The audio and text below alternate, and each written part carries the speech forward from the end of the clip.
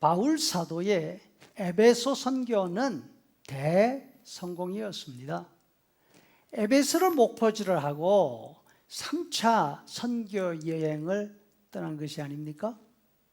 2차 때와 마찬가지로 윗지방, 다시 말해서 갈라디아와 부르기아를 거쳐 에베소까지 왔습니다.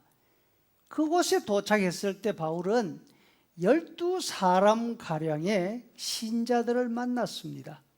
세례자 요한을 알고 있었지만 예수님에 관해서는 잘 알지 못한 상태였습니다.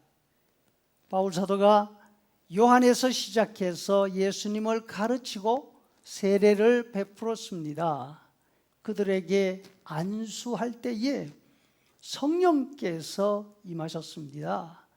얼마나 신이 났을까요?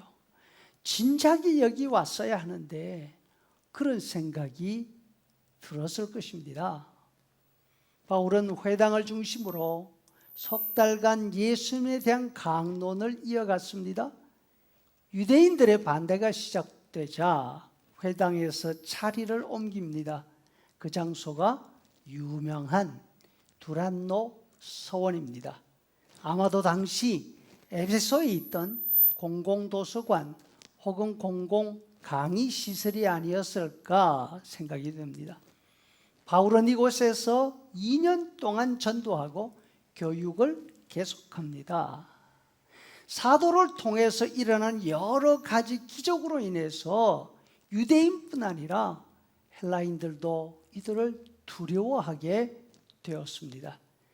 에베소에는 아르테미스 여신을 위한 거대한 신전이 있었습니다. 이곳에서 일하는 많은 마술사들도 예수님을 믿게 되었습니다. 자신들이 사용하던 책자들을 한 곳에 모아서 모아 불태웠는데 그 값이 무려 5만 데나리온이나 되었다고 합니다. 전도 결과가 이쯤 되자 반발도 거세게 일어났습니다. 신전에서 일하는 은세공업 조합이 폭동을 일으켰습니다.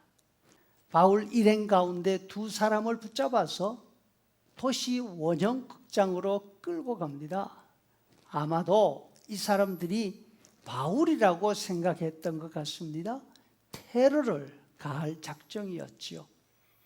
다행스럽게도 시 서기장의 개입으로 폭동이 그쳤습니다. 폭동이 잠잠해지자 바울은 에베소를 떠나서 작년 선교 여행지였던 고린도를 방문합니다. 그곳에서 석 달을 체류합니다. 그 후 예루살렘으로 돌아가기 위해서 배편을 알아보던 중에 유대인들이 배에서 자신을 죽이려고 하는 계획을 알게 됩니다. 급히 계획을 바꾸어서 육로를 통해서 가기로 합니다. 이때에 디모데를 비롯한 7사람이 바울과 동행하기로 합니다. 그 가운데는 지난번 에베소 폭동 때 바울이라고 오해를 받아서 무리들에게 붙잡혀 가서 위험을 당했던 가이오와 아리스다고가 있었습니다. 참 감사한 일 아닙니까? 바울 곁에 있다가 죽을 고비를 넘겨놓고도 또 살해 위협을 당하고 있는 그 바울과 함께 여행을 동행하기로 한 것입니다. 바울은 드로아를 거쳐 에베소가 있는 소아시아까지 가는 동안에 여행 경로를 여러 차례 바꿉니다. 도보로 갔다가 항해를 합니다. 또 일행을 2그룹으로 나누기도 합니다. 하루만 갈 수 있는 백길을 무려 5세기에 걸쳐서 가기도 합니다. 드로아에서는 특별한 일정 없이 한 주간을 머무르고 있습니다. 이번 여행이 얼마나 위험한 여행인지 아니까 자신을 해하려고 하는 유대인들의 계획, 그것을 피하기 위해서 조심하고 또 조심하는 그런 모습이 아닌가 합니다. 바울 사도는 에베소 폭동과 유대인들의 살해 음모를 통해서 2가지를 배우게 됩니다. 첫째, 앞으로 있을 위험에 대한 마음의 각오를 새롭게 다집니다. 20장 22절, 보라, 내가 이제 예루살렘으로 가는데 거기서 무슨 일을 당할는지 알지 못하노라. 그러나 나의 사명을 마치려 하면은 나의 생명조차 조금도 귀한 것으로 여기지 아니하노라. 둘째, 위험에 대비해서 자신의 안전을 지키기 위해서 최선을 다합니다. 여행 방법을 바꾸고 일정도 수시로 변경합니다. 함께 가는 일행들을 분산해서 위험 가능성을 줄이기도 합니다.